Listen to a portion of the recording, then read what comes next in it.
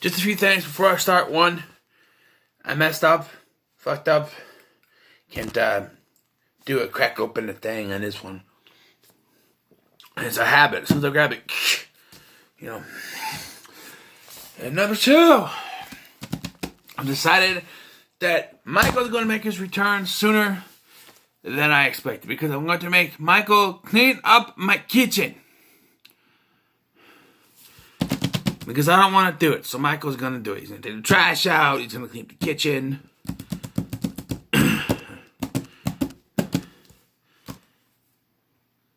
So yeah, anyway, now we're talking about Terminator 2, the greatest action sci-fi film of all time. Is it really? It's the best Terminator movie, don't get me wrong.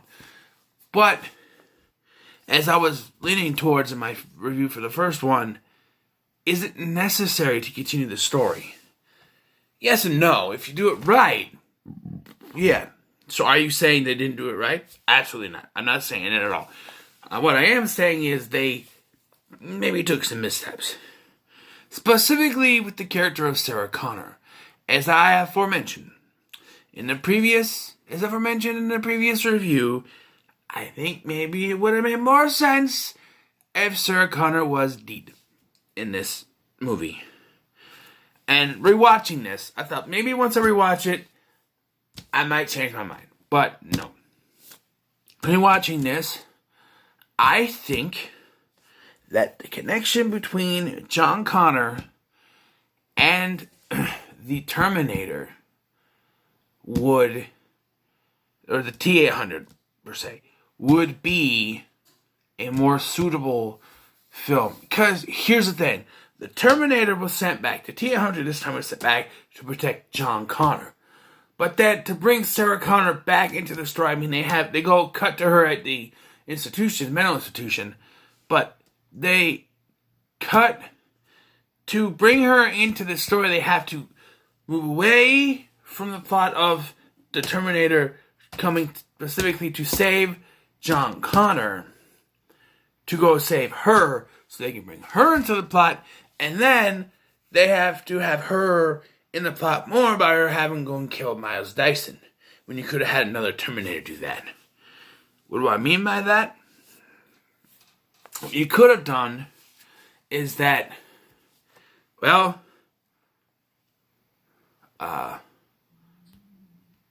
there would be that the Terminator's primary target is primary mission, primary directive is to protect John Connor. But because John Connor sent him back, it's also to stop Judgment Day. Because it's always confused me. The John Connor of 1991 didn't want Judgment Day to happen. Once he finds out that it's real, he wants to stop it. He wants to go to his mom to stop it, but he doesn't want, like, her to kill anyone to do it. But he wants to stop it. So it confuses me that the adult version wouldn't want the same thing. I know what you're saying. Well, he didn't really want to do it. True. It's true. He went there to protect his mother, and then he was just along for the ride. But, you know, you could just do a little bit of writing, and you could say, oh, you know, my mother told me all this stuff. It's real. You know, I agree with my mom. I don't want it to happen. And then you have, you have the second directive, the secondary directive, which is the T-800 must stop Judgment Day. How does he do that? Kills Miles Dyson. But you have, you take John Connor, who doesn't want to kill, and this is basically attached from the older John Connor to the young John Connor to make sure he's ready to take that stand. Not let him kill, but still stop Judgment Day. That would be the bigger message. You don't need Sarah to drive the plot forward. You could do this. You just need the future John Connor to take initiative to take that step so that his younger self can take the initiative to be that leader his mom tried to raise him to be. You know? Then you got the T-1000, some would say, greatest evil Terminator of the franchise. Nothing can top him. Sure. Although, I will say that the Evil Terminator and Dark Fate came close to me. For me.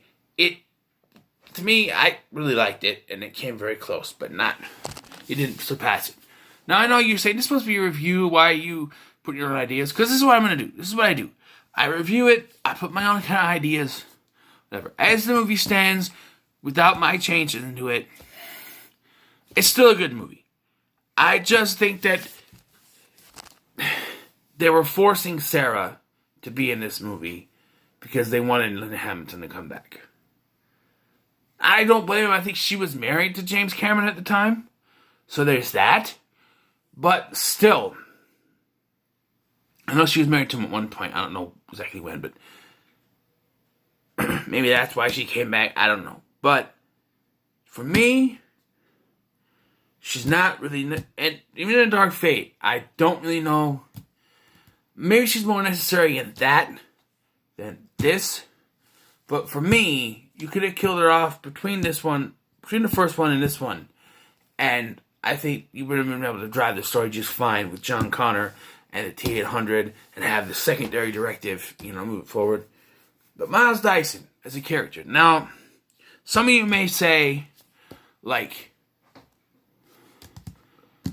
they had to stop Miles Dyson because they had to stop Terminators from being, Well, I refer you to my first review, where I said that Terminator set in the first one was supposed to be sent there so that Kyle Reese could come back, help destroy it, and copulate with Sarah Connor to create John Connor. Period. So everything that we see in this movie was supposed to happen. Now, I don't remember them giving a specific date in the first one, and I should have looked it up. Is there a specific date? If it was like 1994 or something, or 1990, even if it was still 1997, they're still leaning towards that in this one. So, yeah, there's that. And the fact is that, and the way they preach it, like this, the CPU from the first Terminator is completely changed what's supposed to happen. But to me, I've always thought of it as the CPU from the first Terminator kicked off what's supposed to happen. And then the third, because they destroy it in this one, spoiler alert,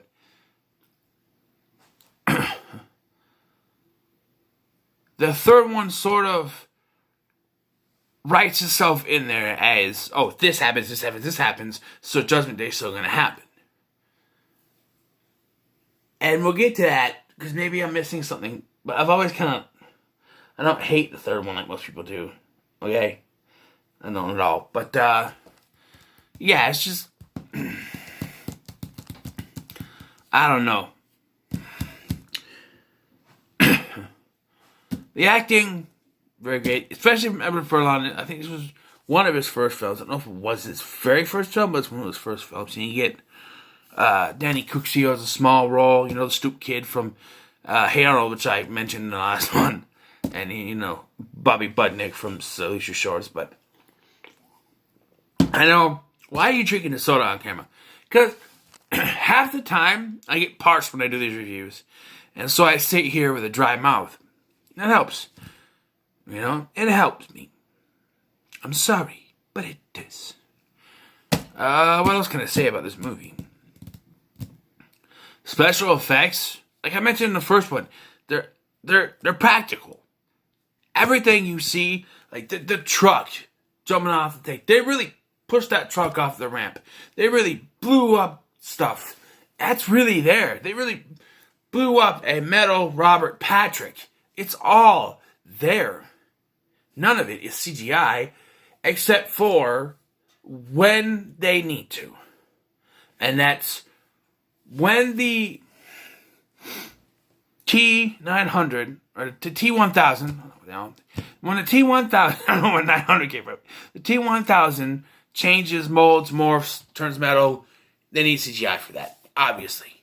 For the time, I bet it was spectacular. Now, it's like, what video game is this? I'm just saying, looking at now in 2020, where we've come so far with our technology, people are still shitting on the CGI, and you can look back at 1991 and say, compare that to this.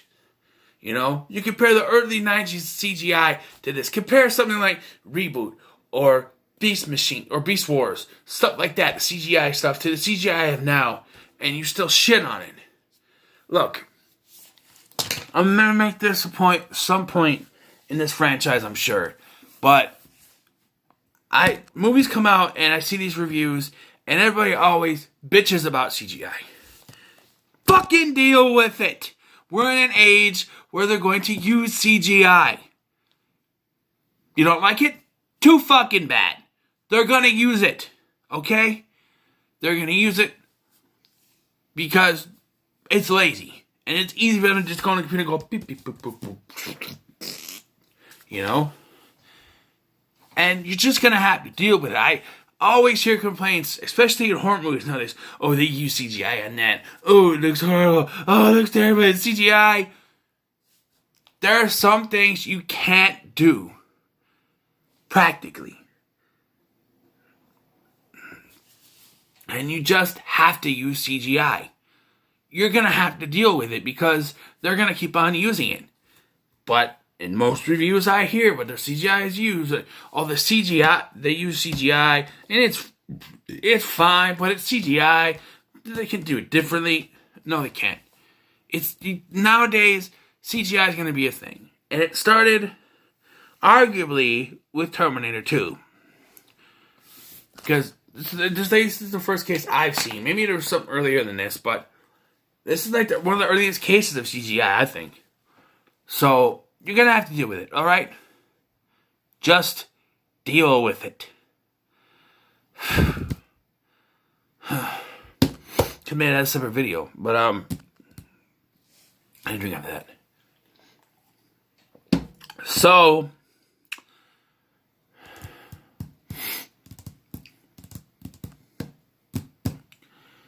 yeah. The end of this, they have this scene where they're actually two Sarah Connors. One is the T-1000, one is the real Sarah Connor. And they pulled this off, not with CGI, but they pulled this off because apparently Linda Hamilton has a twin sister, so they used that to their advantage. And, yeah. And so they have two Sarah Connors, and then, you know, they throw them in this, they throw I think the T-800 shoots the T-1000 into this vat of molten metal or something, and he's unable to retake his shape. And then the T-800 on Arnold has to lower himself, has to be lowered in, because he cannot self-terminate. So he has to be lowered into this vat so that his CPU is not used for anything else. So, they have to lower him down. And you get this connection between John Connor and this Terminator. And you think about the first one. At least I do. I'm like, so he has this connection. By the time he sends Reese back, maybe that connection's no longer there. But if this is going in the same timeline that it was supposed to, he knows what Terminator is being sent back. He knows what it looks like. So it's another thing. Protect your mother, but it looks like your friend. You know? Yeah, it's a rough, you know, he cries because, you know, he's a little kid. It's the only male role model. What's a role model? Role model that he's had, you know? And there he goes. So there's that. But, you know, and it ends with a speech. And some people say that the third one's not necessary. If you go by the end of this film, it isn't. Because you end this film, there's clearly no way that Judgment Day could still happen after this. Unless they did what they did in Dark Fate. And it makes total sense. Watching this again, Dark Fate makes all the sense in the world now as to why they did what they did with the characters in that movie. And we'll get to that eventually, but it makes a lot of sense. And it makes 3 make less sense. Because why would Skynet still happen if they stopped Judgment Day completely? They destroyed any trace of it. Sure, there could be some computer file. And I'm going to rewatch 3 again because I have no idea how they're still able to do it. Like, they say that the connection is Catherine's father. But other than that, I don't remember. But we'll get to it. But yeah, so for Terminator 2, I'm going to give it a 9 out of 10. Very good. Great film. Action-packed. The best in the Terminator franchise by far. So what are your thoughts on Terminator 2, T2, whatever you want to call it, Judgment Day? Let me know in the comments below. Like, share, and subscribe, and I'll see you in the next one.